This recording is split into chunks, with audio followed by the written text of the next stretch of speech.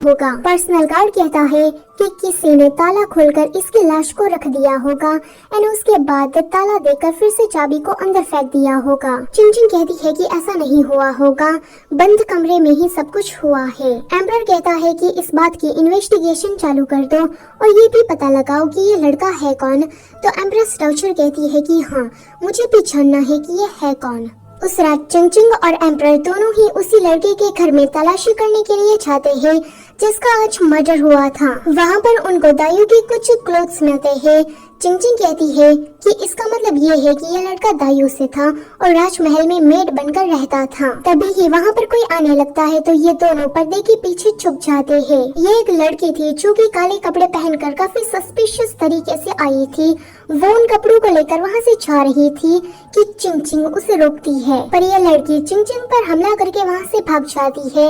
Emperor चिंचिंग को बचाने के लिए आगे आता है तो चोट उसे लग जाती है। अगले सीन में वो दोनों अपने पैलेस वापस आ गए थे। चिंचिंग एम्परर की चोट पर दवाई लगा दे रही थी कि तभी ही वहाँ पर एम्प्रेस टाउचर आती है। वो कहती है कि मैंने सुना है कि आपको चोट लगी, इसलिए मैं आपको देखने आई। तो एम्परर कहता है कि मैं ठीक हूँ, आप देख ही सकती है। वैसे मुझे काम है इसलिए मैं बाहर जाने वाला हूँ। अगर आपको मुझसे कोई और बात नहीं करनी है तो आप यहाँ से जा सकती है। ये सुनकर एम्प्रेस टाउचर मुंह बिगाड़ती हुई वहाँ से चली जाती है। उसके जाने के बाद एम्परर का रोमांटिक मोड ऑन हो जाता है। चिंचिंग उसे कहती है कि दूर रहो, अगर एम्प्रेस टाउचर ने देख लिया तो क्या होगा।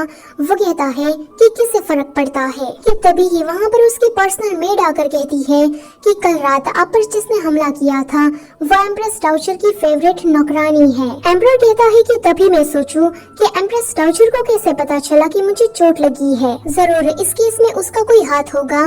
तो चिंचिंग कहती है कि क्या पता कि कोई इन सब में एम्प्रेस टाउचर को इन्वॉल्व करना चाहता हो। अगर एम्परर ने एम्प्रेस टाउचर पर शक किया तो सिचुएशन बिगड़ भी सकती है। पर्सनल गार्ड कहती है कि मुझे ऐसा लगता है कि मर्डरर ने विक्टिम को मारने के बाद उसकी लाश को मंदिर में फेंक दिया एंड फिर दरवाजा बंद कर दिया और जल्दी सुबह सुबह आकर सभी लोगों को ये बताया कि मैंने मंदिर में किसी की लाश को देखा। एम्परर से कहता है कि तो तुम ये कहना चाहती हो कि वो कोर्ट लेडी ही किलर है। चिंचिंग कहती है कि ऐसा हो सकता है, हमें एक बार देखना चाहिए। जब वो सभी लोग उस कोर्ट लेडी से पूछताछ करने के लिए जाते हैं तो उसके रूम में उसकी लाश मिलती है। चिंचिंग उसकी लाश को ध्यान से देखकर कहती है कि इसने फंदा नहीं लगाया है, बल्कि इसकी मौत तो सफोकेशन के कारण हुई है। किसी ने इसको मारने के बाद ऐसा दिखाने की ट्राई की कि इसने फांसी लगाकर खुद को मार दिया। तभी ही उनको उस कोर्ट लेडी के बेड पर से उसकी एक डायरी मिलती है। उसमें उस कोर्ट लेडी ने लिखा था कि हमें यहाँ राजमहल में पिंजरे में कैद पक्षी की तरह लगता है, पता नहीं हम कब फ्री होंगे। उसने आज एम्प्रेस टाउचर की बातें चुप कर सुन ली, पर जब मैंने उससे पूछा तो उसने मुझे झूठ बोला।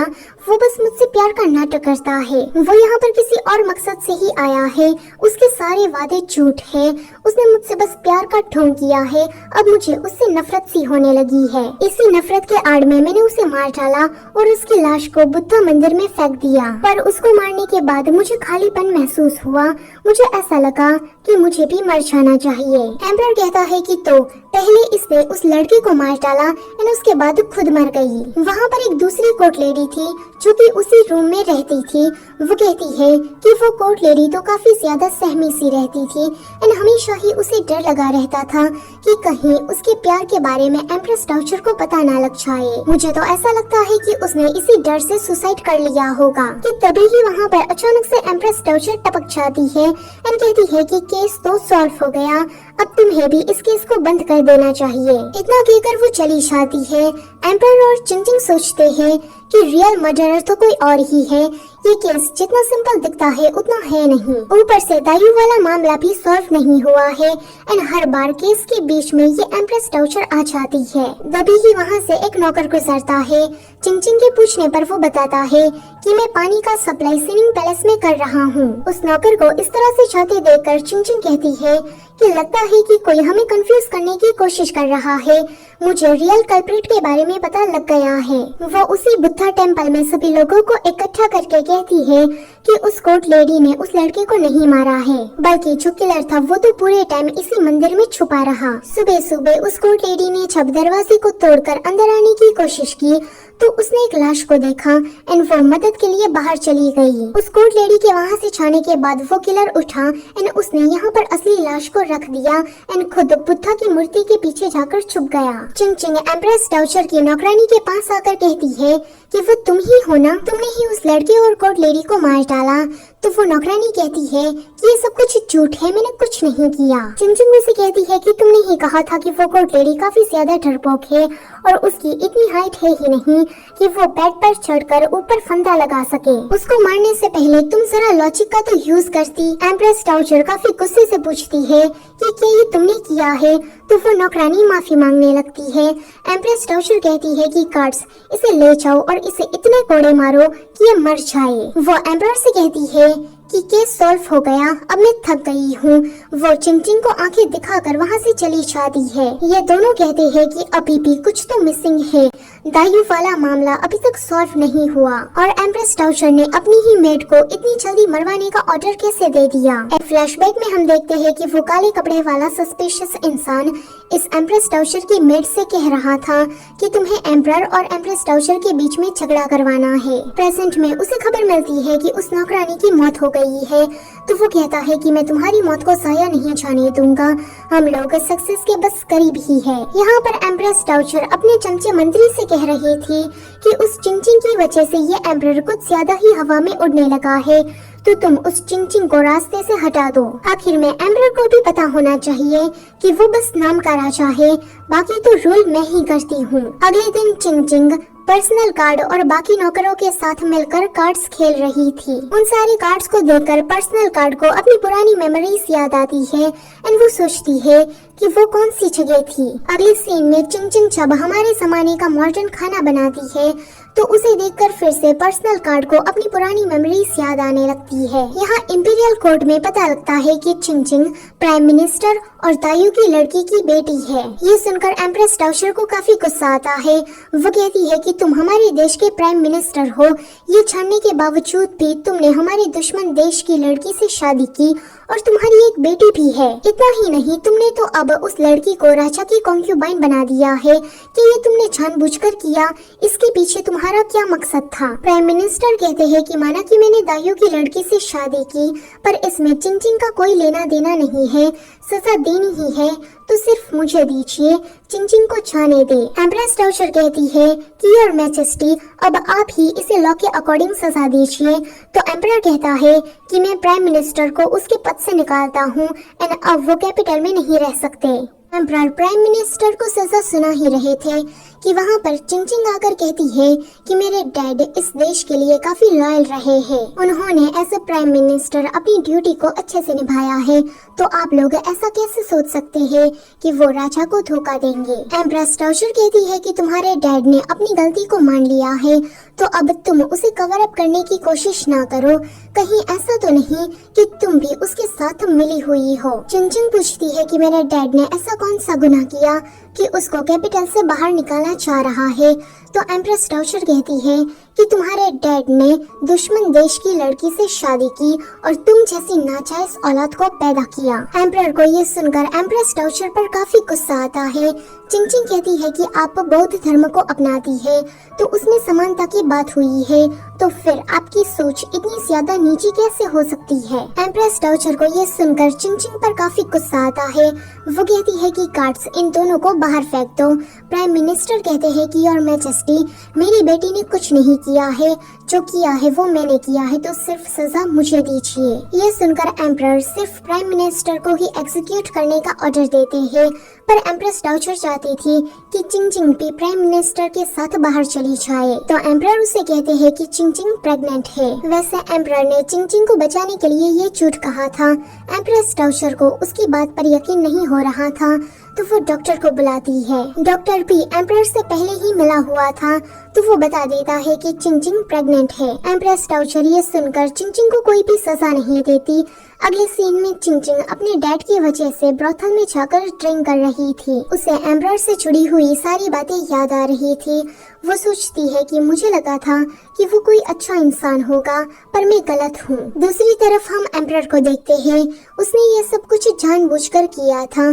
जब उसे ये पता लगा कि चिंग चिंग की माँ दायु राज्य से है, तो उसने ये बातें यूचिन बनकर एम्प्रेस डाउचर को बता दी। उसकी पर्सनल गार्ड आकर उससे कहती है कि अभी चिंगचिंग ब्रॉथल गई है एंड उसके साथ युयांग भी है। यहाँ चिंगचिंग के पास युयांग आता है, वो उसे ज्यादा ड्रिंक करने से रोकता है पर चिंगचिंग नहीं मानती। युयांग कहता है कि जब मैं छोटा था तब मेरी कुछ बच्चों से लड़ाई हो गई थी, तुम मुझे मेडिसिन लगाते हुए डांट रही थी कि मुझे इस तरह से छोटे बच्चों से लड़ना नहीं चाहिए। उस टाइम पर मैंने कि तभी ही वो देखता है कि चिंगचिंग तो बेहोश हो गई है। वो अपना क्लॉक उतारकर जैसे ही उसे उठाने वाला था कि तभी ही वहाँ पर एम्परर आकर युयांग को धक्का देता है एंड चिंगचिंग को लेकर वहाँ से चला जाता है। उसके बाद युयांग वहीं पर ही बैठकर ड्रिंक करने लगता है एंड एक इधर स्माइल करता है, मानो जैसे वो जो चाहता हो वो हो गया हो। तभी ही वहाँ से दो लड़के गुजरते हैं एंड युयांग को देखकर कहते हैं कि अरे ये तो वही अनाथ है ना, पर जरा देखो तो इसे, ये कितना ज्यादा बदल गया है।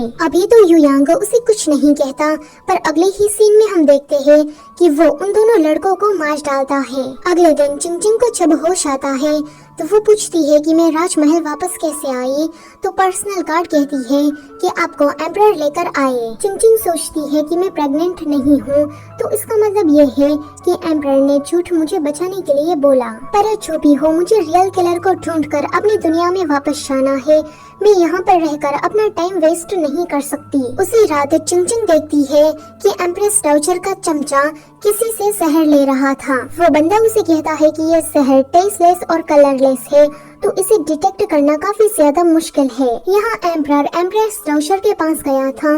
वो कहती है कि चिंगचिंग प्रेग्नेंट है, तो अब वो ज्यादा तुम्हें सर्व नहीं कर पाएगी, इसीलिए मैंने अपनी नीस मेयर को बुलाया है। अगले सीन में एम्परर और मेयर अकेले थे। मेयर उसकी क्लोज जाने की ट्राई करती है कि तभी ही वहाँ पर एम्प्रेस डाउचर का चमचा ड्रिंक्स लेकर आ जाता है। मेयर उस ड्रिंक को जल्दी से एम्परर को पिला देती है। उसके बाद एम्परर को काफी गर्मी फील होती है। मेयर ने उसे ड्रिंक नहीं किया था, बट फिर भी वो नाटक करती है कि मुझे काफी हॉट फील हो रहा है एंड वो उसके जैसे ही क्लोज जाने की ट्राई करती है, तो एम्परर उसे धक्का देकर वहाँ से चला जाता है। पर जब खुद को शांत करने के बाद वापस आता है तो देखता है कि मेयर की तो मौत हो गई है एंड उसके पास चिंगचिंग खड़ी है। एम्परर उसे कहता है कि तुम यहाँ पर क्यों आई, मैं तुम्हें इन सारी चीजों से दूर रखना चाहता हूँ। पर चिंगचिंग उसे कहती है कि इसको किसी ने जहर देकर मारा है। ये वाला सीन यहीं पर ही कट होता है। अगले दिन हम देखते हैं कि मेयर की मौत का सारा इल्जाम एम्परर पर लगता है, तो एम्प्रेस डाउचर उसे सजा देती है कि वो पैलेस से बाहर नहीं जाएगा। चिंगचिंग सोचती है कि मुझे एम्परर की मदद करनी चाहिए, क्या पता मुझे इसके जरिए रियल कल्प्रिट के बारे में पता लग जाए। कि तभी ही उसके सामने युयांग आता है। अगले सीन में चिंगचिंग ने लड़कों का गेटअप किया था, तो युयांग उसे कहता है कि तुम काफी हैंडसम लग रही हो, तुम तो कैपिटल के सारे लड़कों को भी मात दे सकती हो। आगे वो दोनों ऐसे ही मेयर के घर पर जाते हैं जहाँ पर उसका फ्यूनरल चल रहा था। चिंगचिंग को मेयर के कमरे में से एक पोटली मिलती है जिसे वो युयांग की नजरों से छुपा लेती है। जब वो दोनों वहाँ से वापस जा रहे थे तो मेयर के डैड उनको सी ऑफ करने के लिए आते हैं। उसे देखकर चिंगचिंग को याद आता है कि ये तो वही बंदा है जो कि एम्प्रेस डाउचर के चमचे को जहर दे रहा था। पर ये सोचने की बात है कि कोई फादर अपनी ही बेटी को क्यों मारेगा। बाहर आने के बाद चिंगचिंग युयांग से कहती है कि वहाँ पर सभी लोग कुछ ज्यादा ही रो रहे थे, मानो जैसे ओवर एक्टिंग कर रहे हो। वैसे मुझे मेयर के कमरे में से ये पर्स मिला, ये पर्स गर्लफ्रेंड को दिया जाता है, इसका मतलब ये है कि उसका जरूर कोई बॉयफ्रेंड होगा। वो दोनों वहाँ से जा ही रहे थे कि उन पर हमला हो जाता है कि तभी ही वहाँ पर एक हीरो की एंट्री लेते हुए एम्परर आता है। वो उन सभी को मारकर वहाँ से भगा देता है। दरअसल में वो अपनी पर्सनल कार्ड को अपनी जगह पर रखकर यूजिन बनकर यहाँ आया था। एम्परर युयांग को देखकर कहता है कि ये यहाँ पर कर क्या रहा है, तो चिंगचिंग कहती है कि ये केस सॉल्व करने में मेरी मदद कर रहा है। एम्परर उससे कहता है कि ये काम हमारे डिपार्टमेंट का है, तो तुम बीच में ना पड़ो, तुम यहाँ से जा सकते हो। पर युयांग वहाँ से नहीं जाता एंड इन्वेस्टिगेशन में उनका साथ देने लगता है। आगे वो लोग मेयर के बॉयफ्रेंड का घर ढूंढते हैं। मेयर के बॉयफ्रेंड ने अपने घर के लिए नया नया सामान खरीदा था। चिंगचिंग जब उसे मेयर के बारे में पूछती है तो वो कहता है कि काफी दिनों से मेरा कांटेक्ट उसे नहीं हो पा रहा, मैंने उसे ढूंढने की ट्राई की पर सिर्फ वो मुझे कहीं भी नहीं मिली। युयांग उसे कहता है चुकी है। ये जानकर मेयर के बॉयफ्रेंड को काफी पछतावा होता है। वो सोचता है कि अगर मैंने उसे पैसों के लिए नहीं बेचा होता तो हम दोनों खुश होते एंड वो भी जिंदा होती। अगले सीन में युयांग वहाँ से जा चुका था। जियांगरेन कहता है कि मास्टर शाओ की तो कोई बेटी ही नहीं है, तो इसका मतलब ये है कि एम्प्रेस डाउचर ने जानबूझकर मैजेस्टी को फंसाने के लिए ये प्लान बनाया। यहाँ एम्प्रेस डाउचर के पास वही सस्पिशियस इंसान आता